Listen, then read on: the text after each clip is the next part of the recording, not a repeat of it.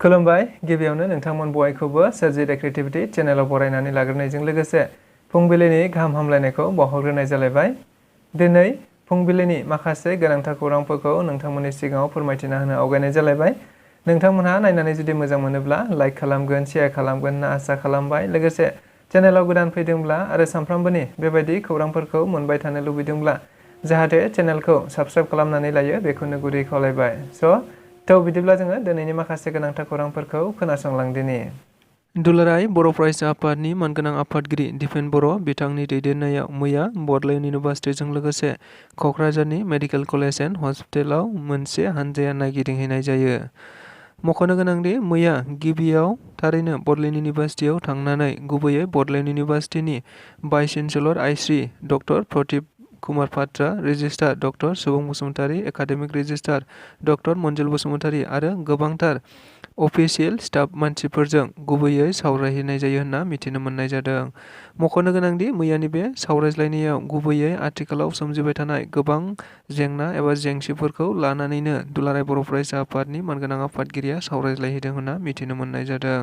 थारैनो बे सावरायलायनायनि गुबै आयदाफोराव गुबैयै बिथांमोनहा बड'लेण्ड मुलुगसोलोंसालियाव नुजानाय आथिखालाव मोगा-मोगि जेंना जाबाय थानायनि सायाव थाबैनो सुस्रांनांगौखौ नोजोर बोनानै सावरायज्लायनाय जादों। बेनि अनगायैबो थाबैनो पार्मानेन्ट भाइस चेन्सेलर थिसनथाइ होनायनि सायावबो सावरायलायनाय जायो होननाबो मिथिनो मोनबावनाय जादों।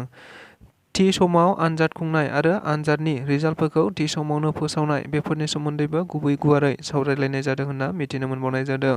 बेनि अनगायैबो गोबांथार जेंना जेंसिफोरनि सायाव बड'लेण्ड मुलुगसोलोंसालिनि IC vice chancellor Pradeep Kumar Patra लोगोसे गोबां अफिसियेलफोरनि नुजाथिनायाव सावरायलायदों होननानैबो मिथिनो मोनबावनाय जादों।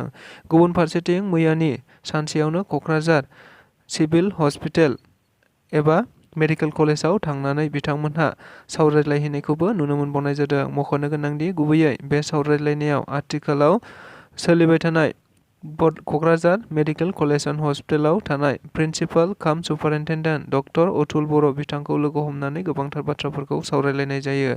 जेरै क'क्राझार मेडिकेल एन्ड कलेज हस्पिटालाव MBBS आव फरायनाय एबा मुं थिसननायनि सायाव सावरायलायनाय, ग्रेड 3, ग्रेड 4 नि साख्रि थिसनथाइ होनांगौनि थाखायबो गोथौयै सावरायलायनानै नुनो मोननाय जादों।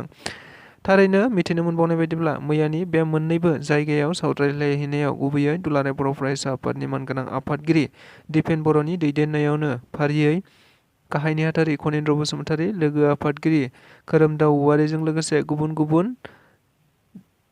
दैदेनगिरि बिथांमोनहाबो हाबाफारियाव बाहागो लाफादोंमोन होनना मिथिनो मोनबावनाय जादों। क'क्राझार जिल्लायाव फिन मानसि बुथारनायनि जाथाय। मिथिनो मोननाय बायदिब्ला मैया क'क्राझार जिल्लानि सिङाव थानाय गसाइगाव महकुमानि मोनसे गामियाव थारैनो सासे सिखावआ सासे मानसिखौ खास्रि-बिस्रि बुथारनानै गालांदों होनना मिथिनो मोननाय जादों। जों बयबो खौरां बिजोंफोरनि गेजेरजों मिथिनो मोनबाय थानाय जादोंमोन दि क'क्राझार जिल्लानि सिङाव थानाय गुबुन गुबुन जायगाफोराव सानसेनि उनाव सानसे खौरां बिजोंफोरनि गेजेरजों थारैनो खास्रि-बिस्रि मानसि बुथारनाय जाथायखौ खोनानो मोनबाय थानाय जादोंमोन। नंगौ, बेबायदिनो मैयाबो आरोबाव मोनसे खास्रि-बिस्रि मानसि बुथारनाय जाथायखौ खोनानो मोननाय जादों।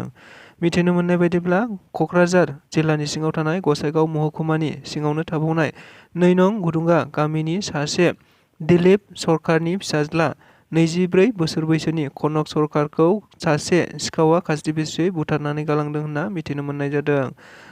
गोदान बोसोरखौ रंजानाय समावनो गोदान बोसोरा रंजानाय जोबै समावनो बे जाथाया जादों होनना मिथिनो मोननाय जादों। लोगोसे साखाथिनि रायजो राजाफोरा सन्देह खालामनाय बायदिब्ला थारैनो दैनि मेसिनखौ खावनो फैग्रा सिखावानो बेबायदि खास्रि-बिस्रि बुथारनानै गालांदों होनना मिथिनो मोननाय जादों।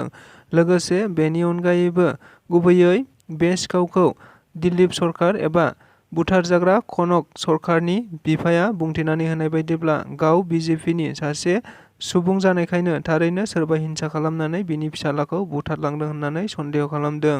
गुबुन फारसेथिं बे जाथायखौ नोजोर बोनानैनो मैया जायगानिनो MLA जिरन बसुमतारी बिथाङाबो खौरां लाहैनायखौ मिथिनो मोननाय जादों। बेनि अनगायैबो बे जाथायजों सोमोन्दो थानाय दायनिगिरिखौ थाबैनो हमनानै गोख्रों साजा होनांगौनि दाबि खालामदों NLFB आफाद गौथुमनि दैदेनगिरि बिथांमोनहा।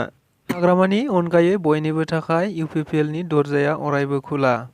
नाथाय हाग्रामाखौ थैब्लाबो UPPL दोलोआव लाफानाय नङा। नंगौ, बे गोख्रों बाथ्राखौ बुंथिनानै होदों बिटिआरनि हाग्रा बिफाननि मावफुं सोद्रोमा रनजित बसुमतारी बिथाङा।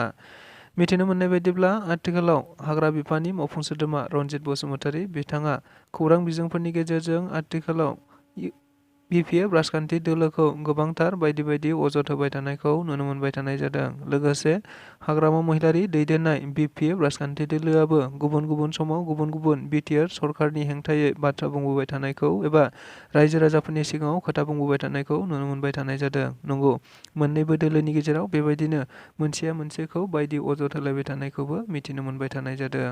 थारैनो बेबायदिनो मैया बिटिआरनि हाग्रा बिफाननि मावफुं सोद्रोमा रनजित बसुमतारीया बेबायदि बाथ्राखौनो बुंथिनानै होबावनायखौ नुनो मोननाय जादों। जेराव मिथिनो मोननाय बायदिब्ला बिथाङा खौरांगिरिफोरनि सोंनायाव थारैनो बे बाथ्राखौ बुंथिनानै होदोंदि हाग्रामानि अनगायै इउपिपिएलनि दरखङा जेब्लाबो गेवनानै थागोन, नाथाय हाग्रामाखौ थैब्लाबो इउपिपिएल राजखान्थि दोलोआव लाफानाय नङा। थारैनो बे बाथ्राखौ बिथां रनजित बसुमतारी बिथाङानो बुंथिनानै होदों।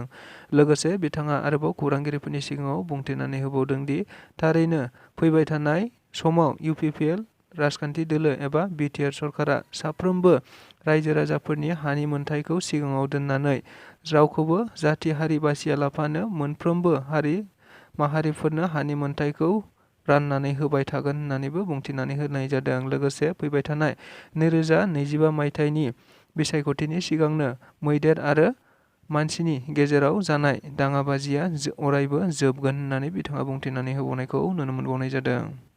दुलाराय बर' फरायसा आफादनि मानगोनां आफादगिरि दिपेन बर' बिथाङा आथिखालाव बर'नि माखासे खौरां बिजोंफोर एबा खौरां पर्टेलफोरखौ थांखिनानै गोबांथार बाथ्रा बुंनायखौ नुनो मोननाय जादों।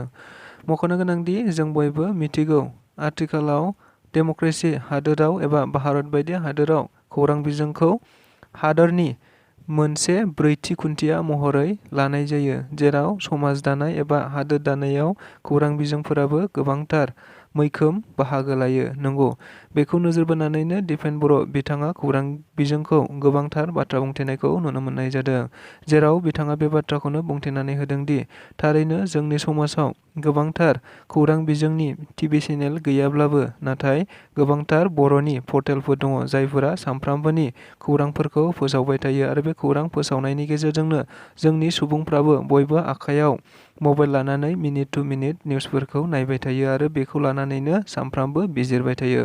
नंगौ, बेखौ नोजोर बोनानैनो बिथाङा आरोबाव बुंबावदोंदि बेनिखायनो पर्टेल निउसफोरा जाहाथे हारि दानायनि खामानिखौ मावो एबा जाय निउसफोरा जाहाथे नेगेटिभ रायजो राजाफोरनि थाखाय सहैया, जाय खौरां बिजोंफोरा मालाबा बेबायदिनो रां जानानै एबा सोरबा दैदेनगिरिनि थाखाय बिथांमोनहा खामानि मावनो नागिरो, बेनिखायनो फैबाय थानाय समाव जाहाथे मोनफ्रोमबो निउस चेनेल एबा खौरां बिजोंफोरा जाहाथे हारि दानायनि खामानिखौ मावो एबा नंगौखौ खौरांफोरखौ फोसावो एबा जायफोर खौरांफोरखौ फोसावब्ला हारिया लाब जागोन एबा हारिया गुलाय गुजाय जाया, बेफोरबायदि खौरांफोरखौ फोसावनो थाखाय बिथाङा खावलायहरनायखौ नुनो मोननाय जादों।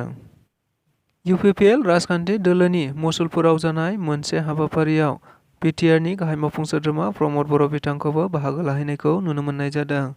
मख'नो गोनांदि आथिखालाव फैबाय थानाय 2024 मायथाइयाव जानो गोनां एमपि बिसायख'थिखौ नोजोर बोनानैनो बेबायदिनो गुबुन गुबुन दोलो आरो राजखान्थि दोलो आफादफोरा गावबागाव राजखान्थि दोलोफोरखौ राफोद खालामनांगौखौ नोजोर बोनानै बायदि हाबाफारि लाबाय थानायखौ नुनो मोनबाय थानाय जादों।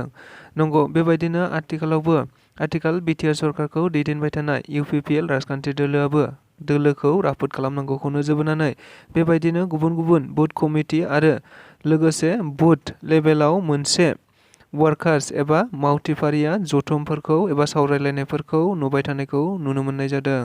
नंगौ, बेबायदिनो मैयाबो आरोबाव बिटिआरनि गाहाय मावफुं सोद्रोमा प्रमद बर' बिथांनि नुजाथिनायाव गुबैयै मसुलपुराव मोनसे वार्कार मिट्स एबा मावथिफारिया जथुम खुंनायखौ नुनो मोननाय जादों। लोगोसे बुथ कमिटिनि गोबांथार हाबाफारि मावै बिथांमोनखौ बाहागो लानायखौ नुनो मोननाय जादों। बेनि अनगायैबो बिटिआरनि गाहाय मावफुं सोद्रोमा प्रमद बर'जों लोगोसे मैयानि बे हाबाफारियाव एमपि रोनगोरा नार्जारिजों लोगोसे सेन्ट्रेल कमिटिनि गोबांथार दैदेनगिरिफोराबो बाहागो लादों होननानैबो मिथिनो मोनबावनाय जादों।